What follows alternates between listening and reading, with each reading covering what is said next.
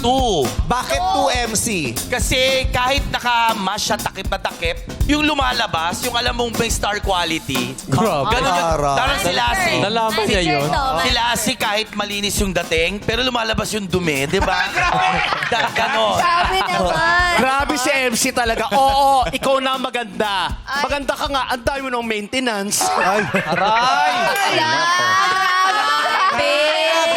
alaman na. Meron pa ba? Ito ha, kine-question mo ang kakayahan ni Miss Johnny? Ala.